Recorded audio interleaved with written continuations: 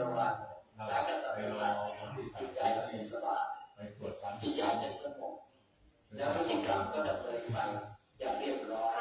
ตามลำดับตามขั้นตอนนั้นที่จะให้เกิดการพัฒนาและปัญญาเป็นสิ่งที่สำคัญมากในชีวิตประจำวันแต่ได้เห็นกันอย่างนี้เพราะฉะนั้นในการปฏิบัติในทางพระพุทธศาสนาเนี่ยท่านก็จะให้เห็นความสำคัญระหว่างองค์ประกอบต่างๆในระบบหรือกระบวนการพัฒนาที่เช่นในหลักของศีลสมาธิปัญญาให้เราเห็นถึงความสัมพันธ์เชื่อมโยงกันระหว่างสมาธิปัญญาที่ให้ผลกลับกันไปกลับทั้งในทางบวกและทางลบและในกระบวนการปฏิบัติทั้งหมดนี้จะเห็นว่าท่านวางเอาความรู้ความเข้าใจเบื้องต้นหรือความคิดเห็นความเชื่อที่ถูกต้องในข้อแรกคือสมาธิก็เรามีความรู้ความเข้าใจเกี่ยวกับสิ่งที่จะทำเป็นอย่างน้อยแล้วเราจะเริ่มเดินหน้าไปสู่การได้ดังนั้นในการปฏิบัติเบื้องต้นสุดต้องมีสมาธิความเชื่อความเข้าใจความถูกต้องและความเชื่อความเห็นความเข้าใจที่ถูกต้องที่เป็นจุดเริ่มต้นที่เป็นสมาธินะจะเป็นตัวที่บอกเราให้ปฏิบัติในองค์มรรคผลได้ออกเป็นที่พอดีเพราะฉะนั้นสมาธินี้เป็นตัวบอกออกข้อปฏิบัติอยู่ทั้งหมดทำให้มรรคนั้นดำเนินไปอย่างพอดีเกิดคุณภาพขึ้นมาอันนี้ปัญญาเนี่ยในแง่นี้จะเห็นว่าเป็นเบื้องต้นสมัยแต่ก่อนเตียวขึ้นน่ะหล่องเรือขี่เรือไปลงติดตาหันขึ้นป่าไม่ลงไม่สร้างเหมือนตั้งรักน่ะเดี๋ยวนี้สร้างถนนขึ้นรถได้จ้ะอันตะเลินตะทองเหรอเนี่ยไปพระพุทธรัตน์หล่องเรือไปน่ะขี่เรือนิดหน่อยนะนักจังป่าบงเงินอันเป็นไตไตหูนะนั่นเราพดบนเงินไอ้ทองสมบัติน้ำเนาะขี่เรือนิดหน่อยนะไปถึง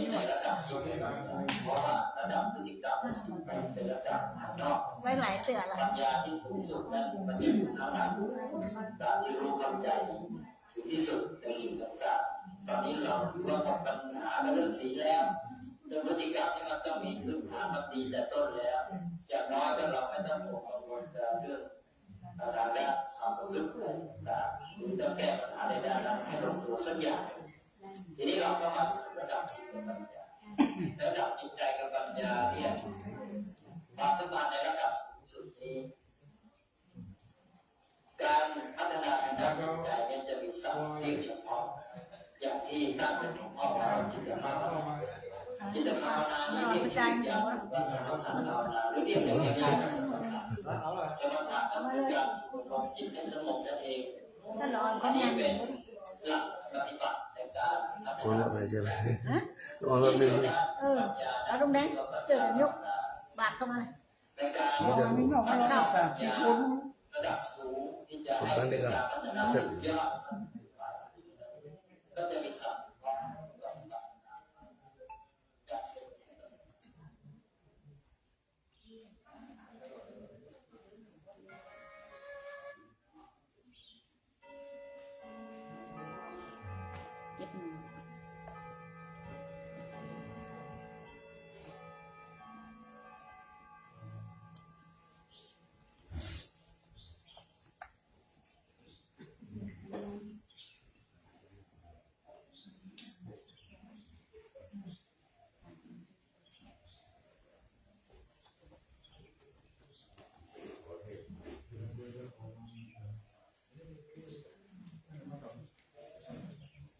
ได้ครับ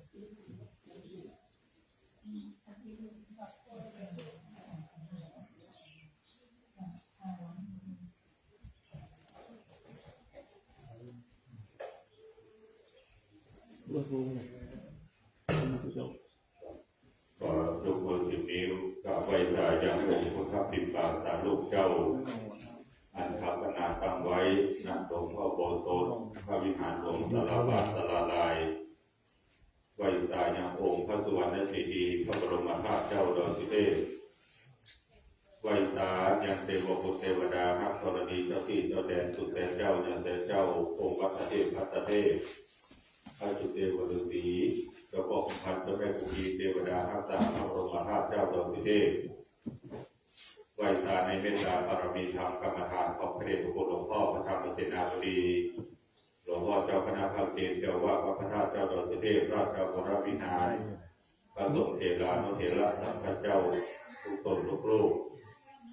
ขอสวัสดีคณะสัตยาสาธุชนก็ออกไม่ออกภูมิพระธาตุเจ้าดอยสุเทพคณะศิษย์วัดทุกคนทุกท่านวันนี้เป็นวันพระเดือนเกียรดับฝน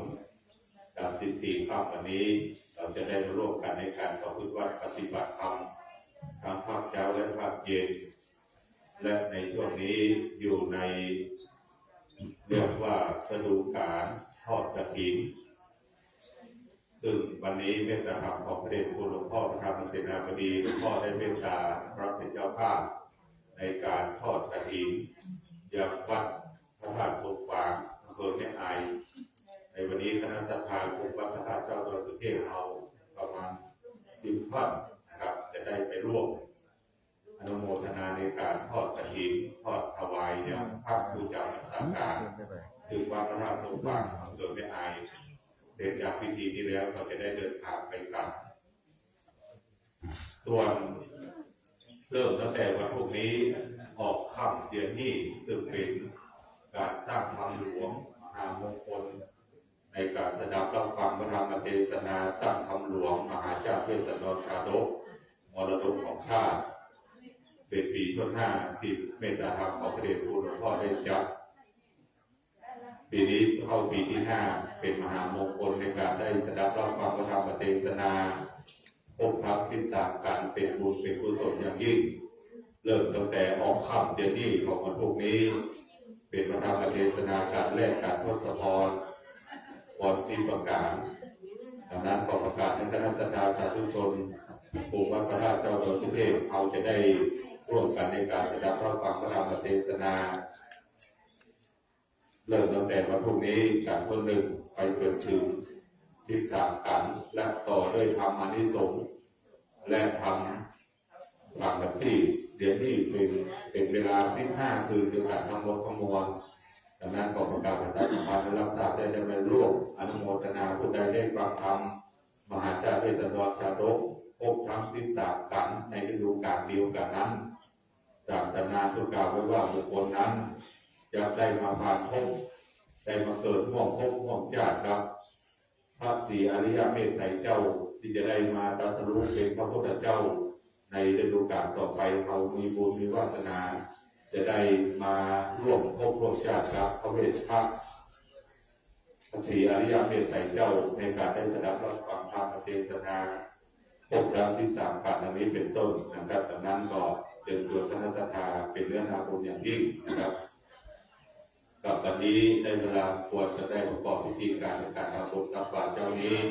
ต่อไปเจอทุกคนทุกท่านอยู่ในการสงบความจะได้กล่าวคำพูดจาพระรัตนตรัยไว้ภาคโอกาสเป็นการสมถะเป็นสิ่งเป็นอันดับต่อไปกราบ1กราบ2กราบ3อิมินาสังฆาเทนะพุทธังอะภิปูชยามิอิมินาสังฆา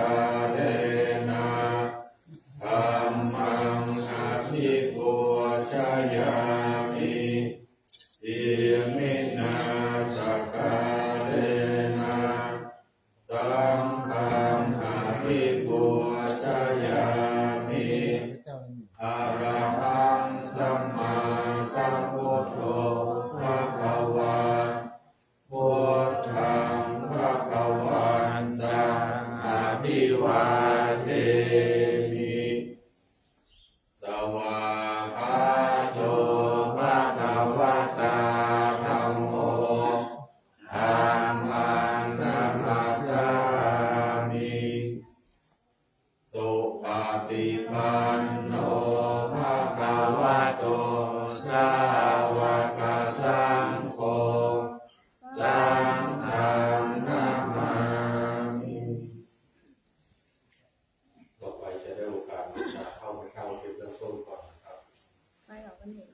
สุนั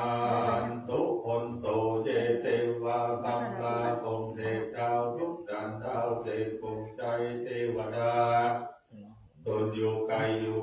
ยู่ตัวตนไม่สราสรีเทวดามีทุกแห่งห้องทุกเทศสองจักรวาลสุนันตุจงฟังเสียงสารอาจะเป่าปวัตติกาของตามนองพาน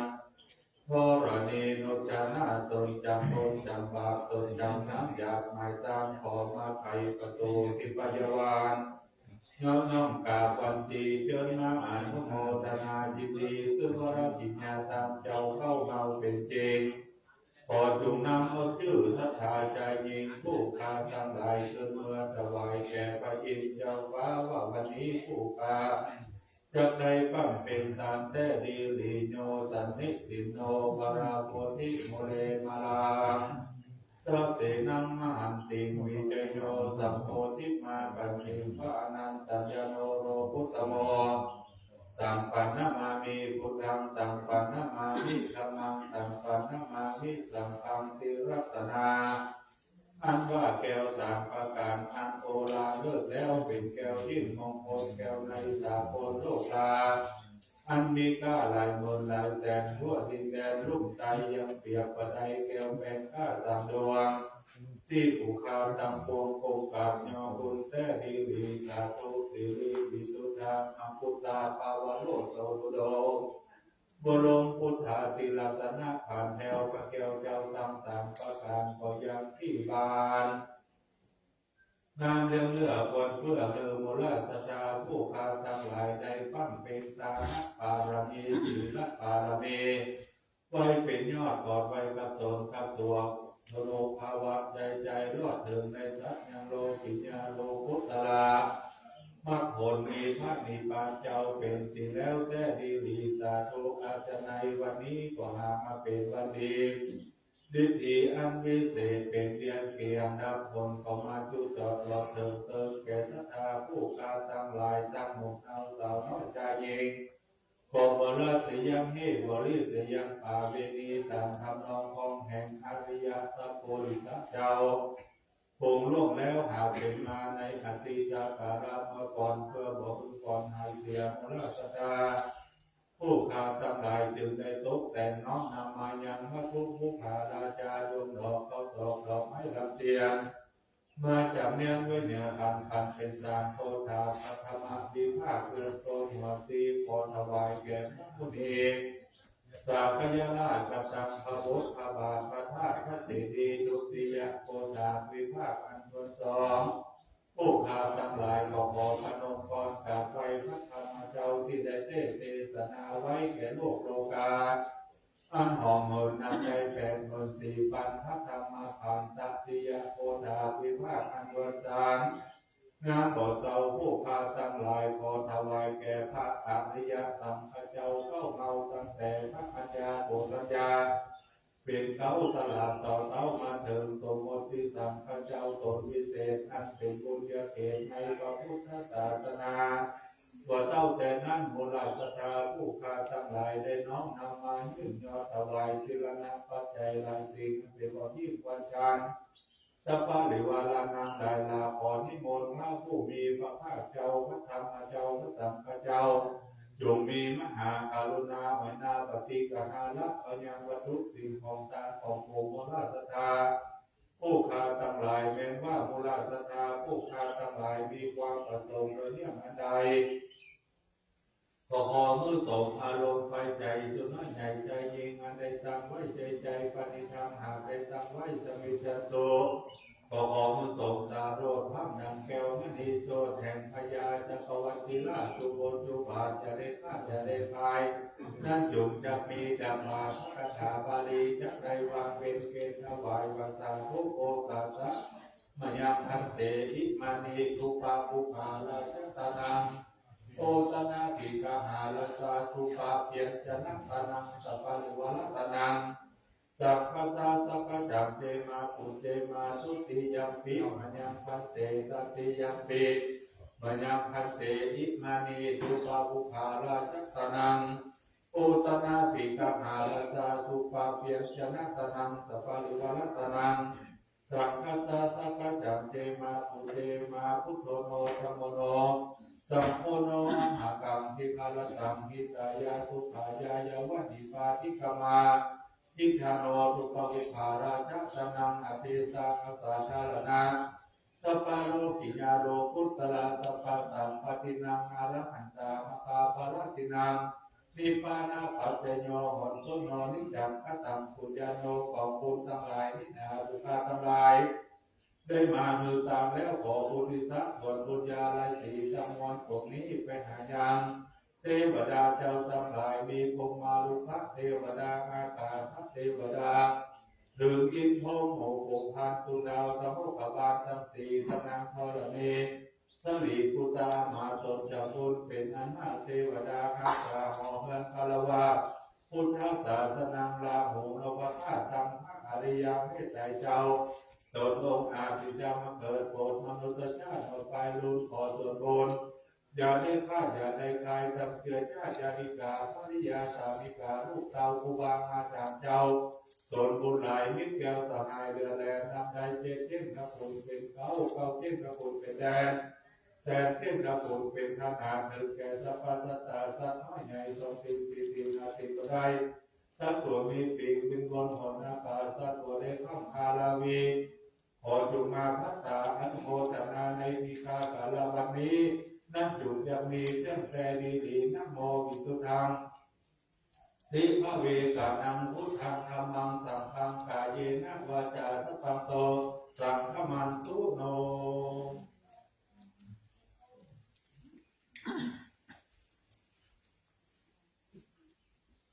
ต่อไปต่อปาพระนาเบญจศีลพร้อมกันนะครับมะยังพันเตวิสุงวิสุงลานาทายาดิสารเนนะสนาปัญจศีลานิยาจามาปุติยัมปิมายังพันเตวิสุงวิสุงลานาทายาดิสารเนนะสนาปัญจศีลานิยาจามาตาติยัมปิมายังพันเตวิสุงวิสุงลักขณาทายาติสารเนนะสหปัญจศีลานิยาจามา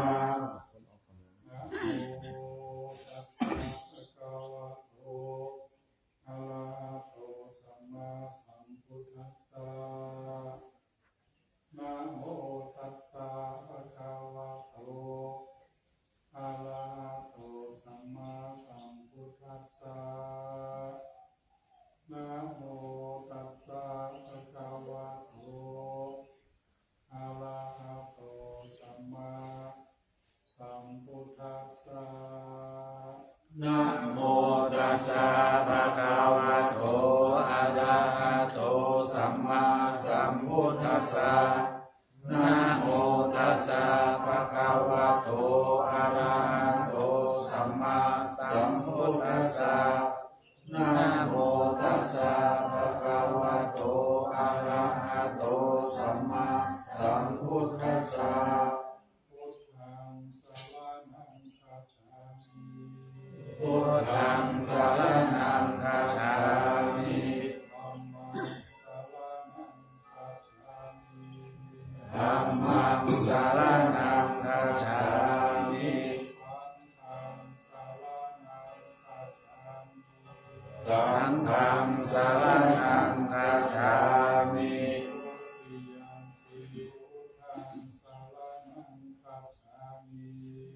พุทธิยัมปิพุทธังสรณังคัจฉามิ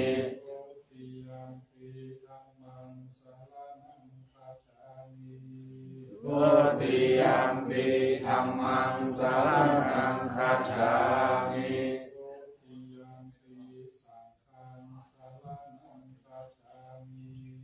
พุทธิยัมปิสังฆังสรณังคัจฉา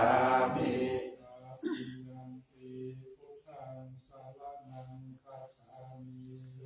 ตาติยัมปิพุทธังสรณังคัจฉามิ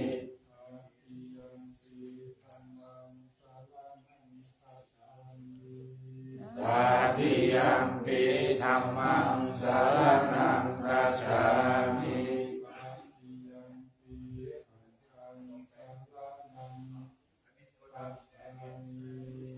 ตติยัมปิสังฆังสรณังคัจฉามิ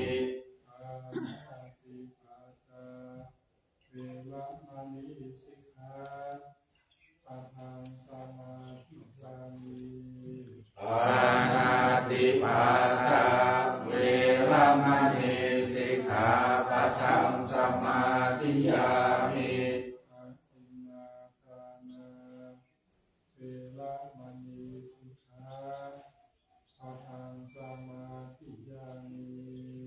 อาทินาทานาเวรมณีสิกขาปะทังสมาธิยามิ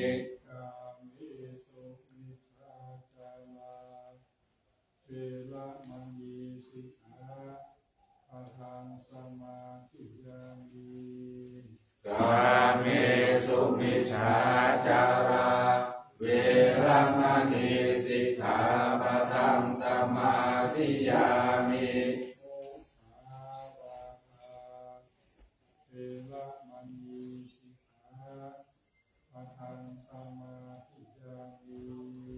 โมสาวาทาเวรมณีสิกขาปะทังสมาธิยามิ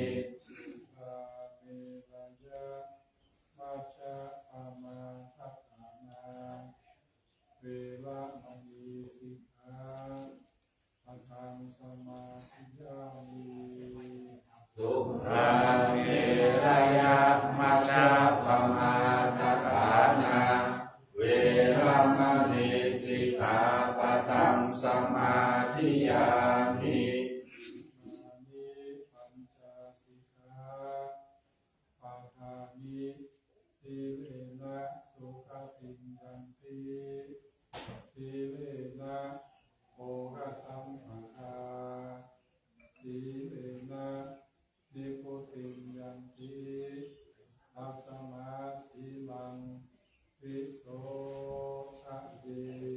สา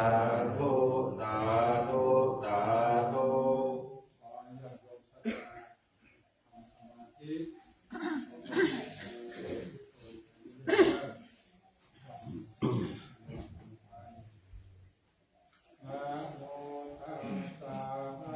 ภะวะโต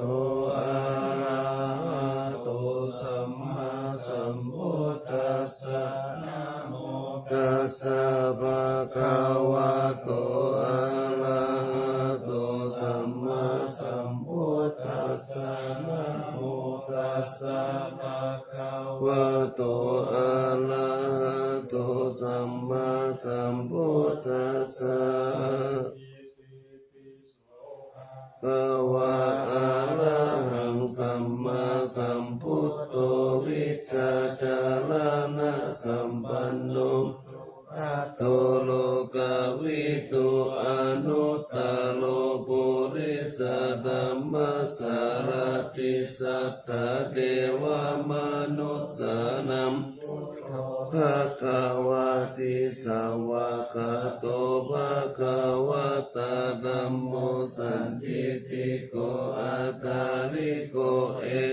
ปัสสิโกโอปานายิโกปัจจตังเวทิตาโพวิญโยมอิปันโนภะคะวะโตสาวกสังโฆปฏิปันโนภะคะวะโตสาวกสังโฆยายะปฏิปันโนภะคะวะโตสาวกสังโฆสามิจิปฏิปันโนภะคะวะโตสาวกสังโฆญาติตังจัตตาริปุริสายุคานิอัตตปุริสาบุคคลาเอสะภะคะวะโตสาวกสังโฆนายโยปะหุนายโยทักขินายโยอัญชลิกาลนิโยอนุตตรังปุญญเขตังโลกัสสติ อินิมิตาสาวุตันตังคริเมกะลังอุทิตะโครัสสะเสนะมาลัม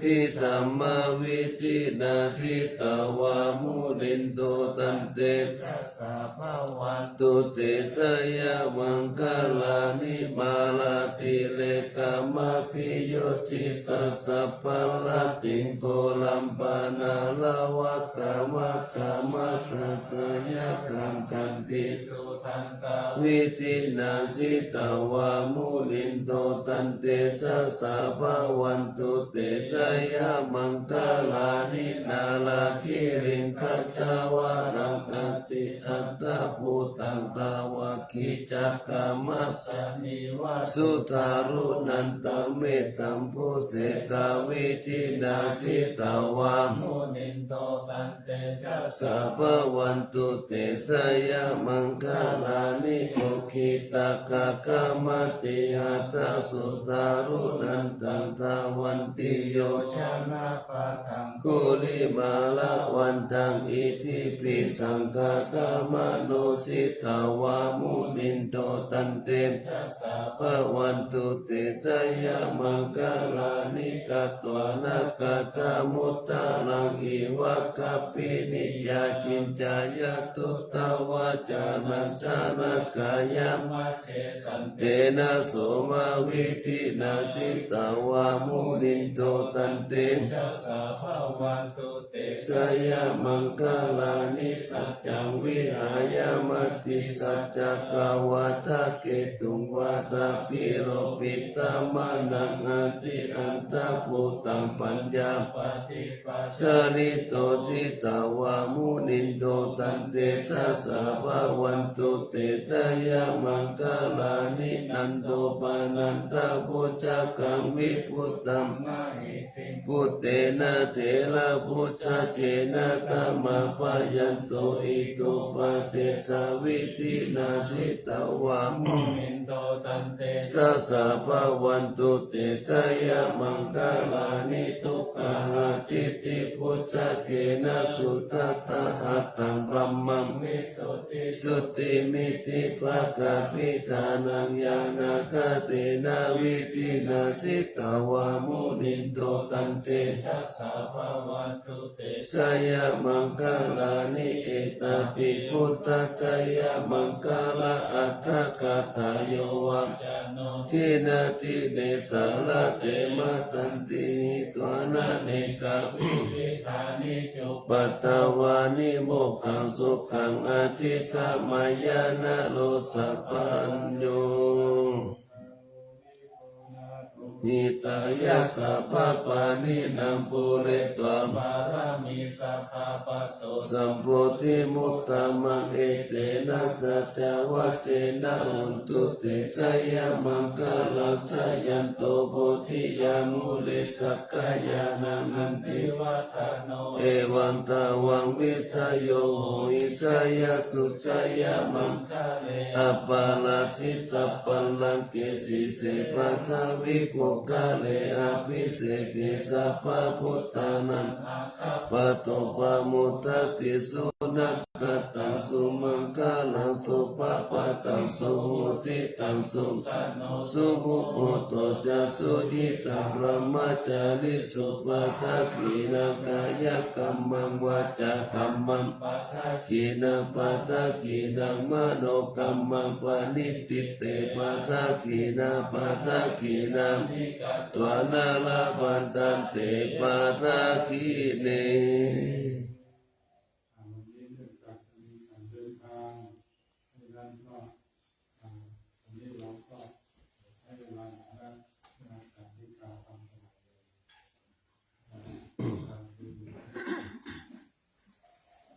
ต่อไปกล่าวคำถวายพระทหารผู้ทุกท่านนะโมสามจบต่อกันนะครับนะโมตัสสะภะคะวะโตอะระหะโตสัมมาสัมพุทธัสสะนะโมตัสสะภะคะวะโตอะระหะโตสัมมาสัมพุทธัสสะนะโมตัสสะภะคะวะโตอะระหะโตสัมมาสัมพุทธัสสะอิมา นิ อิมานิ มะยังพันเต มะยังพันเต พัตตานิ ปัตตานิ สัพพะริวารานิ สัพพะริวารานิ ภิกขุสังฆัสสะ ภิกขุสังฆัสสะ โอโนทยามะ โอโนชยามะ สาธุโนพันเต สาธุโนพันเต ภิกขุสังโฆ ภิกขุสังโฆ อิมานิ อิมานิ พัตตานิ ปัตตานิ สัพพะริวารานิ สัพพะริวารา ป นิ ฏิคันหาโต ปฏิคันหาตุ อัมหากัง อัมหากัง ทีฆารตัง ทีฆารตัง อิตายะ อิตายะ สุขายะ สุขายะ ข้าแด่พระสงฆ์ผู้เจริญ ข้าแด่พระสงฆ์ผู้เจริ ขอ ญ พระสงฆ์จงรับ ขอพระสงฆ์จงรับ และรับทราบ และรับทราบ ข้าพเจ้าทั้งหลาย ข้าพเจ้าทั้งหลาย ขอน้อมถวาย ขอน้อมถวาย ซึ่งภัตตาหาร ซึ่งพระทหาร ของบริวาร พร้อมของบริวาร ทั้งหลายเหล่านี้ ทั้งหลายเหล่านี้ แด่พระรัตนตรัยทั้งสาม แด่พระรัตนตรัยทั้งสาม ผู้ประเสริฐ ผู้ประเสริฐ ขอพระรัตนตรัยทั้งสาม พระรัตนตรัยทั้งสาม ผู้ประเสริฐ ผู้ประเสริฐ จงรับ จงรับ ซึ่งภัตตาหาร ซึ่งพระทหาร ของบริวาร พร้อมของบริวาร ทั้งหลายเหล่านี้ ทั้งหลายเหล่านี้ เพื่อประโยชน์ เพื่อประโยชน์ เพื่อความสุข เพื่อความสุ เพื่อ ข ความเจริญ เพื่อความเจริญ แก่ข้าพเจ้าทั้งหลาย แก่ข้าพเจ้าทั้งหลาย กาลนานเถิด ทำการงานเถิดสาธุ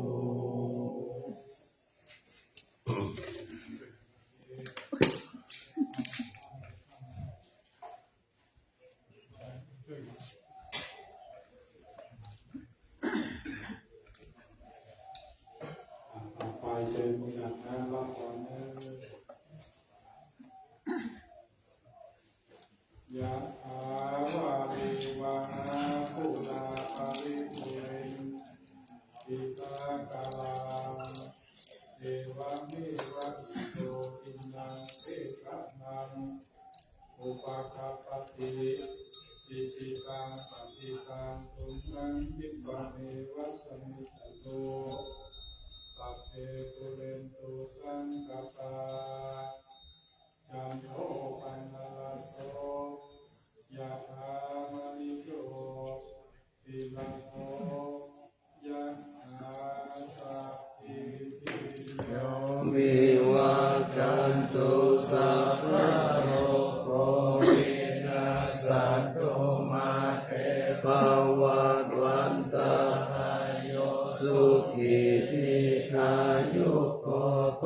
วะอภิวาทานาสิริสนิจจังวุตตาปัจจายโนจัตตาโลกัมมาวะตันติอายุวันโนสุขังภาลัง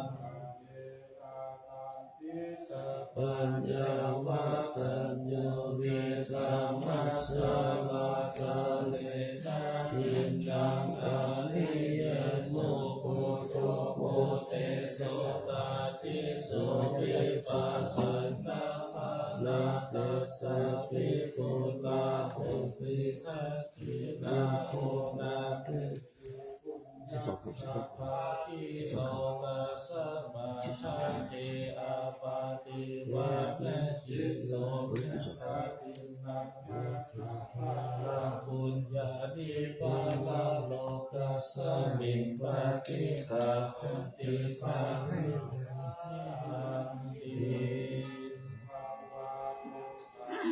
มังคลังภะกันตุสัพพะเทวตาสัพพะพุทธานุภาเวนัสสัทธาสุขีภาวันตุเตภวตุสัพพะมังคลังภะกันตุสัพพะเทวตาสัพพะธัมมานุภาเวนัสสัทธาสุขีภาวันตุเตภวตุสัพพะมังคลังภะกันตุสัพพะเทวตาสัพพะสัมปา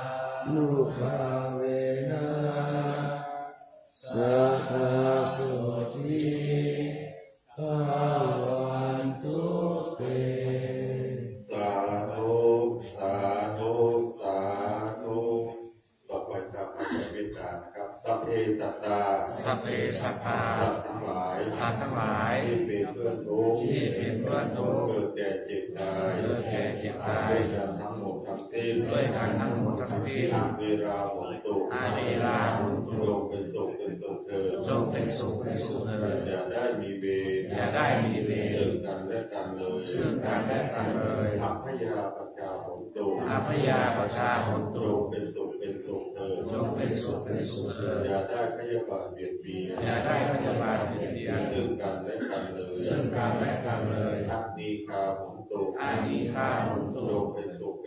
ถิด จงเป็นสุขเป็นสุขเถิด อย่าได้มีความทุกข์กาย อย่าได้มีความทุกข์กาย ทุกข์ใจเลย ทุกข์ใจเลย สุขีอัตานัง สุขีอาตานัง ปริหารันตุ ปริหารันตุ จงมีความสุขกาย จงมีความสุขกาย สุขใจ สุขใจ รักษาตน รักษาตน ให้พ้นจากทุกข์ภัย ให้พ้นจากทุกข์ภัย ทั้งหมดทั้งสิ้นเถิด ทั้งหมดทั้งสิ้นเถิด อาหังสุขิโตโหมิ อาหังสุขิโตโหมิ นิพพุโกโหมิ นิโรโหมิ อะเวโลโหมิ อะเวโรโหมิ อะโรโหมิ อะโรโหมิ สุขีอัตตานัง สุขีอาตานัง ปาริหารามิ ปริหารามิ ขอให้ตัวของเราเอง ขอให้ตัวของเราเอง จงมีความสุข จงมีความสุข ปราศจากโภค ปราศจากทุกข์ ไม่มีภัย ไม่มีภัย ไม่มีเวร ไม่มีเวร ไม่มีโรค ไม่มีโรค อยู่เป็นสุข อยู่เป็นสุข ทุกเมื่อเธอ ทุกเมื่อเธอ ต่อไปก็สู่ภาวนาใหม่กับลมหายใจเข้าหายใจออกแล้วเข้าพูดหายใจในปัจจุบันนี้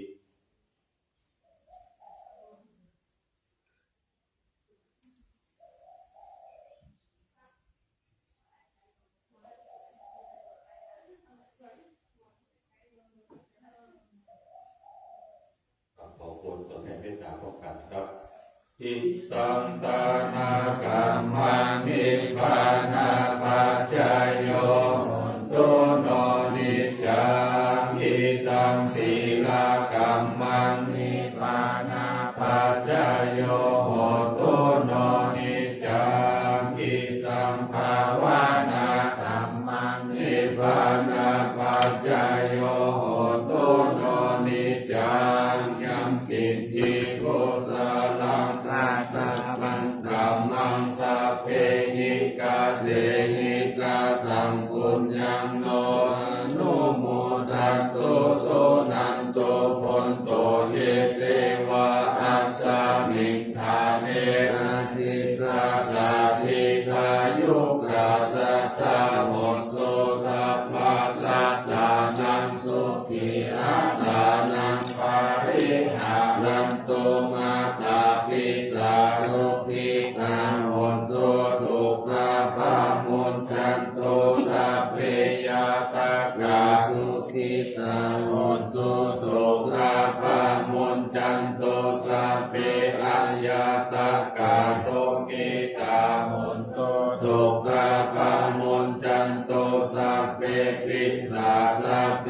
ยัคฆาสัพเพเตตาสุขีตาหนโตสุขาปามุนจันโตสัพเพนัคขตาสุขีตาหนโตสุขาปามุนจันโตสัพเพเทวาสุขีตาหนโตสุขาปามุนจันโตสัพเพอาจาริโยปัจจายสุขีตาหนโตสุขาปามุนจันโตสัพพะสัมปะทินังสามิจันโตโลวันตามิพุทธังสัพพังเมโตสังฆามัทธาเมพันเต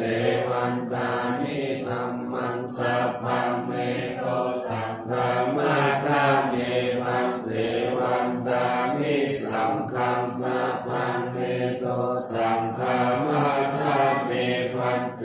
วันตามิโกโรโอปาชาจาริเยสัพพังเมโตสังฆามัทธาเมพันเตวันตามิธัมมัฏฐานังสัพพังเมโตสังฆามัทธาเมพันเตวันตามิอาราเมวัฏฐาสีมายังสัพพังเมโตสังฆามัทธาเมวันเตวันตามิเอติยังสัพพังสัพพะทาเทโสปาติทิตาสาริราคาโตมหาโพธิ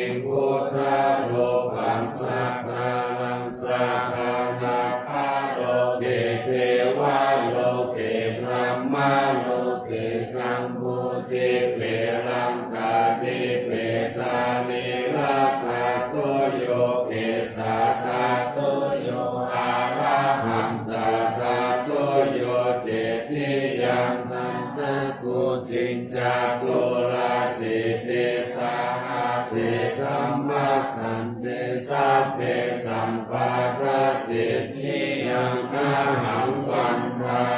มิสัพพะโสกราบหนึ่ง กราบสองกราบสาม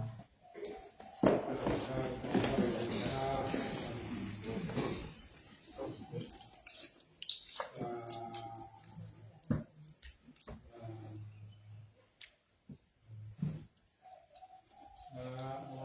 ตัสสะ ภะคะวะโตอะระหะโตสัมมาสัมพุทธัสสะนะโมตัสสะภะคะวะโตอะระหะโตสัมมาสัมพุทธัสสะนะโมตัสสะภะคะวะโตอะระหะโตสัมมาสัมพุทธัสสะ สุวรรณจิติยา เทสาวามาคาลุมพังวาลัญญาธาโตสุเทวานามาคังนาราเทเวหิสัพพะปุชิตังอาหังวันทามิสัพพะทา ปัญญาวาอาสามิเทวาสัมภิมาชีวาคารยังเอกาทัตตาเยสาสนานิยานิเกติโมฆะปะธรรมวารัง อาปัญญานิวารนังอาระหังสัพพะโสปานังปัฏฐานังอุปัชฌังปะหาเปวะปัตตาจิวารังยังยังสัตตังสังฆามัจเจอุสาสวาหา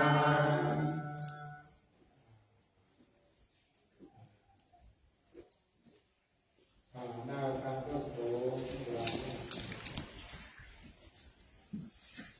กราบพระพระสงฆ์นะครับอันตคานิ อันตคานิ มยังกันเต มยังกันเต ปัจจามา ปัจฉามา อุปิจามยา นาหุปิจามยา อุปราณิยา อุปราณิยา ยัสสะปัญเอกาลังนะมันนี้ชาทั้งหลายได้มาบำเพ็ญบุญบำเพ็ญกุศลเป็นที่สำเร็จสิ้นเรียบร้อยแล้วจำเป็นจะต้องกลับคืนสู่เทหะความชอบน้อมออกของคนของตนอยู่ก็ขอให้มีใจไปก็ขอให้มีโชคมีลาภรับก็ขอให้มีเงินหมื่นตื่นก็ขอได้เงินแสนค่าแรงขาดงานยิ่งมาค้าขึ้นทำการงานเงินขอเจริญรุ่งเรืองเป็นที่รักและจำเริญใจแก่คนและเทวดาไปใจทุกคืนทุกวันทุกผู้ทุกท่านเถิด สาธุสาธุสาธุวันทามิพันเตสัพพังปะทังกามะทามิพันเตมยากาตังปุญญังสามินานุโมทิตังตังสามินากาตังปุญญังไมหังทัตตังสาธุสาธุอนุโมทามิ สาธุสาธุสาธุ รับพรอย่าง สัพพิติโยวิวัตตุสัพพะโลโกวินัสตุมาเตภวัตวันตรายโยสุขีติกายุโกภวะปิยาตาเตวิสัมจังพุทธาปจายิโนจตารโรธรรมาวัฏฏิอายุวโนสุ สัมภะกาเวลาเลิกไปกินข้าวต้มมีเลิกอุทิยาโมเลสักกะโนเอวังตาวังวิสยโยโหอิสยาสุสยามังคะเลอาปาลาสิตาปัลลังเกสิเสปัทวิปุกะเลอาภิเสเกสัพพพุทธานังอาคัปปะโตทติสุนักกตังสุมังกลังสุปปะตังสุหุติตังสุกโนสุมุอุตุจัสสุยิตังพรัมนิสุปะทะกีนังกายกัมมังวาจากัมมังปะทะกีนังปะทะกีนังกัมมังปานิติเตปะทะกีนังกัตวานาลาบันตันเตปะทะกีเน